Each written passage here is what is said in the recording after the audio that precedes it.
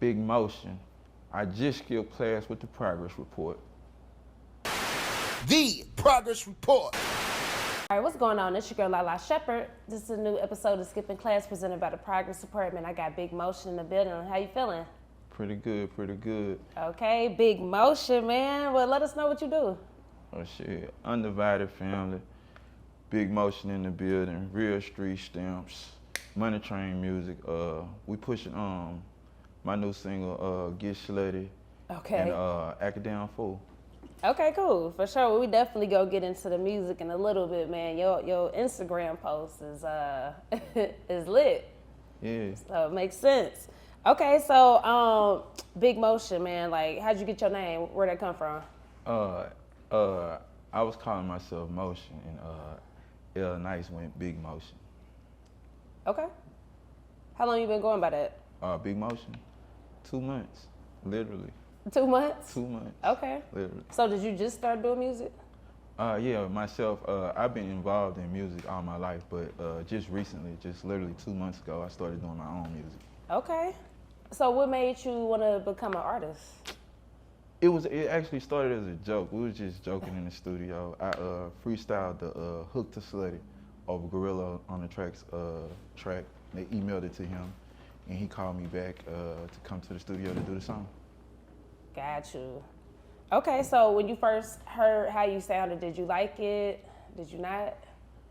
Everybody else did. I was still in the jokeful phases, but it got serious basically the same night we did it because they played it at the strip club, Area 29, and basically the DJ shared it with some more DJs, and the next morning the phone was ringing. Hell yeah, that's what's up, man. So, okay, the single Slutty. Let's talk about it. Like, what inspired that? It's a lifestyle. Like, at times you like to wild out, you know what I'm saying? You know, and I'm a person like, I like to wild out all the time. Okay, so you feeling slutty? Yes, indeed. Okay, So slutty. period. So, are you in a relationship? Are you single? How does that work? No, I ain't single. I'm in a relationship. Okay. So, how did that work? I mean, I'm slutty, she's slutty. You know, we get slutty. Period. So, define getting slutty for me. I mean, I don't like, I ain't into basic females. Like, I like females that like females. Period. Okay. Yeah. I seen on your Instagram, man, you had some interesting videos and pictures of girls kissing girls. Yeah. So, like, talk about your experience with girls that like girls. Since I started school, I was a popular guy. I've always been a popular guy. So it was always like girls. It was like I was like a treat for girls, and like since a kid, like it was always like a girl and her girlfriend. So Period. I was always doing things that other guys wasn't doing. I don't know if they was, but I was, always enjoying a girl and her friend and her friends and things like that. That's how I grew up. Okay. How does those conversations get initiated? Like, they just with the shits, or do you just be like, what's up? To be honest, like, initially, I mean, it was always them. It would be like one girl liked me, and then her friend liked me, and so they just decided to share type of stuff. And then after that, it was just something that I required. Like, I ain't doing it. Okay. So kind of like how Finesse 2 Times is in a sense. I mean, you can say that, but like, I know your fantasy, so take me there. Okay. So like with that though, does that come with any drama? Do like any of the girls feel like? Nah, I don't do drama. Like, if it's drama, it's a cut. Like, I don't do drama and attitudes. Everything easy and breezy with me. Because I got a lot of stuff going on, and drama just ain't a part of it. Like, you can take the bad energy across the street. I'm cool. I hear that. Respect, man. Okay, so are you from New Orleans? No, I'm from Hammond. Where? Hammond. Hammond, Louisiana. Louisiana. Okay, cool. Got you. Because I seen 504 in your Instagram. Yeah, because back then it was the area code was 504 in Hammond. Got you. Okay. So talk about growing up there and how that influenced the person you are today. Well, okay. I'm really a kid that really came from it. Like I was raised by a super dominant, you would want to say drug lord family. Like that's where I came from.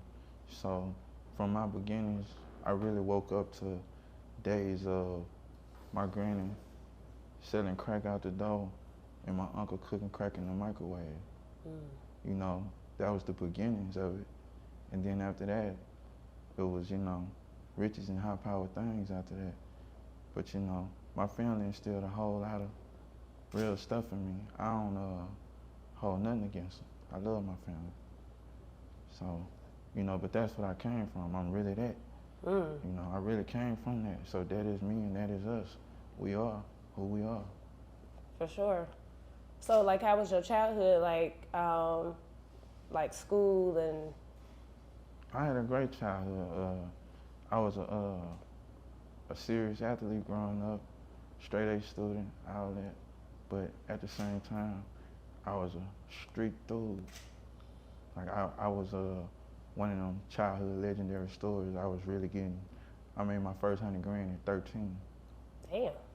So, you know, and from there it was get money, get money, get money. You know, so. So at 13, 100 grand. So, okay, what did you do with it? Did you know to stack or did you spend it? How did you get it? Like, where did you keep it? I was always stacking it. I kept it in a bunch of different places. I had a family. But, you know, always stacking, spending, having fun, balling out with the fellas, cars, clothes, jewelry, everything, clubs, everything, record labels, you know, suites, hotels for months, everything. 13? Yeah, 13. Wow. 13, literally. So if you're doing it at 13, like when you did get to a point where you grown, like what excited you at that point then? Because you done already did hella shit. Well, you know, I also paid the price for that too, in prison. And so, you know, sometimes, you know, you lose it all and you gotta start over, so. And sometimes you just be in love with what you do. You know, when I was doing what I was doing, I was super good at it. You know, super good at it, so. My excitement didn't go away for a long time. So, okay, at what age did you get locked up and what was the charges?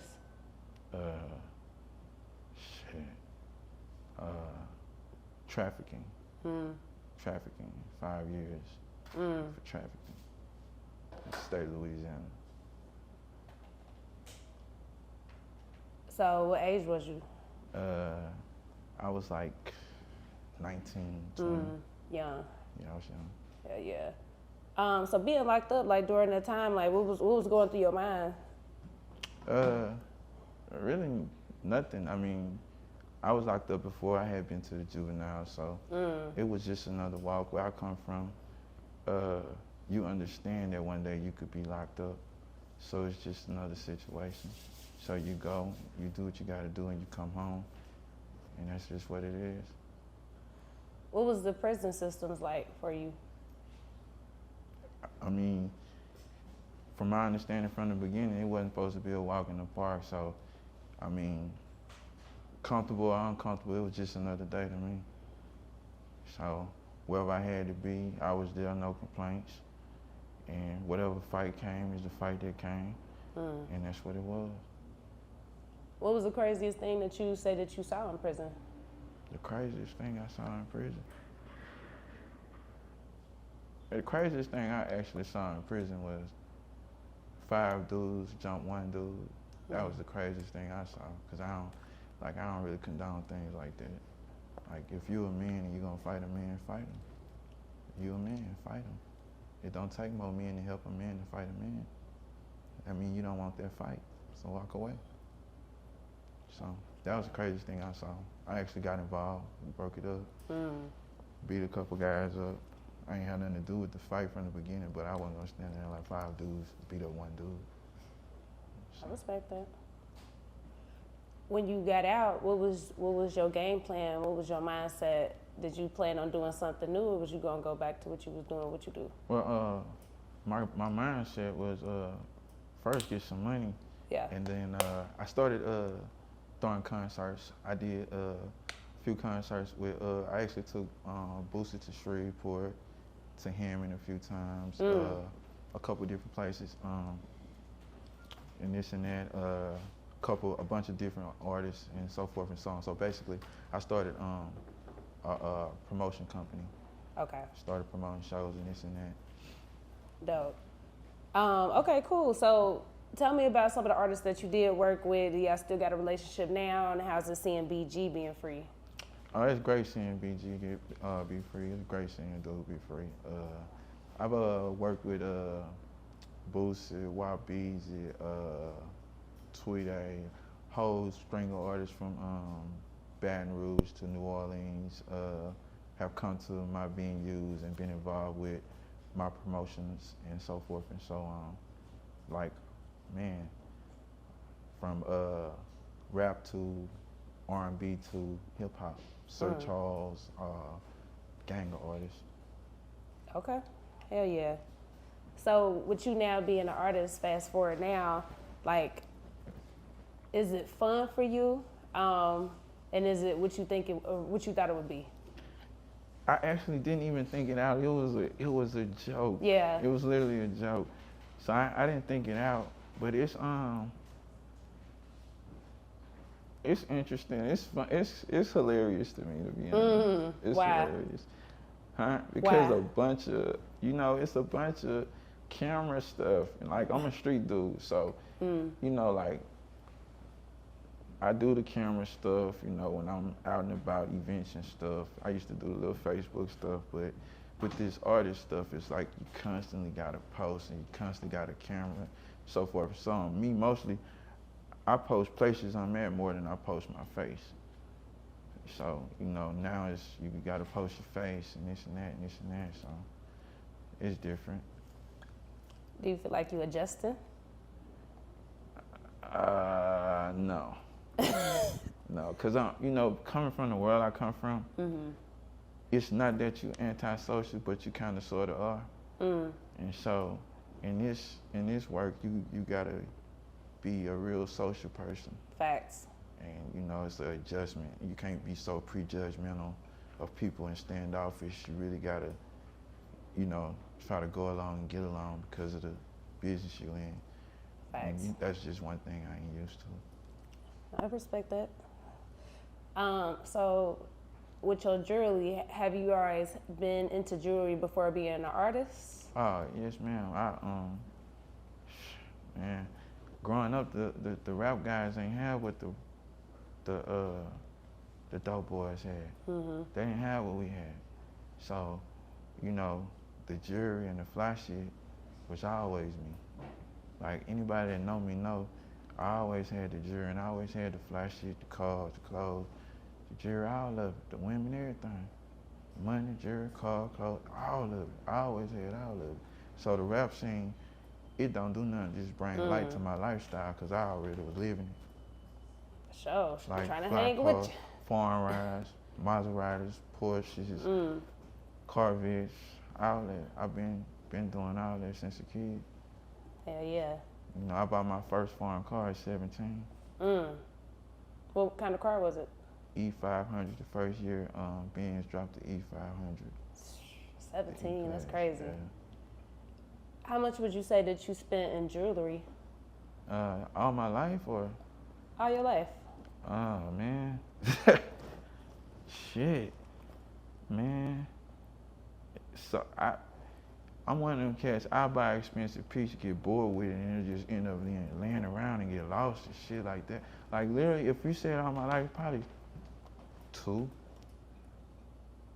Probably two. Yeah. So 2 what? So we clear. Shit, 2 M's easy. Shit. If you saying all my life, easy. it's more than that, but I'm gonna sell easy too. Sure. Yeah. I still got most of it to do it, so. Yeah. Well, with music, shit, you know, we love authentic artists that can rap about their lifestyle. So it seemed like it just made sense for you to do it. Yeah. I mean, yeah, that's the interesting part. So when I made the transition, that was the thing that came to play. That my strong point is, as an artist, I'm more of a storyteller. Yeah. And the stories that I done lived through is what come to play when I do what I do. Sure. Okay. So for people who haven't listened to you yet, why would you tell them they should listen to you? Because I'm super duper entertaining. I'm a whole lot different than most artists, and I got something for the women. I got something for the street dudes. I got crossover rap because I grew up in Seattle. So I got it all. So when you listen, you're gonna hear a combination of it all. But keep one thing in mind. I'm a real street dude with real street stamps. So you're gonna hear about it. Sure. So another question. So like, we see what's going on with rappers and stuff now. Like, does that ever fear you? Like that, you know, like the police, hip hop police? It don't bother me or shake me because I've been under pressure forever. Like the police been a part of my life and trying to do stuff to me forever. Been under investigation since as far as I can remember. So I got you. It ain't nothing new. For sure. All right, so last question, man. Our show is called The Progress Report. How would you say that you progressed lately as a person? My temper. Like, I learned to slow down and not respond so fast, because I'm one of them kind, if you say something and I hear about it, I'm gonna pull up on it. And you better be ready. And you know, sometimes, a lot of times people say stuff that they ain't really with. And you know, I don't be knowing the difference between a real one and a fake one. Because once you see it, it's real to me. And if I hear about it, and I really know you said it, you know, there you go. So, you know, I stay in my lane. I don't talk about people. If I show you one vibe in your face, that's what it is behind your back. So, if you one way with me in my face and then behind my back, I hear you pushing a different wave, I got a wave for you. Feel that. So. What's your zodiac sign? I'm Aquarius. Okay. Just curious. For sure. I like it wet. Period. Well, I enjoyed this conversation, man. You definitely are very interesting. Definitely look forward to hearing more from you. So I appreciate you skipping class with me. Yes, ma'am. Yes, ma'am. For sure. The Progress Report.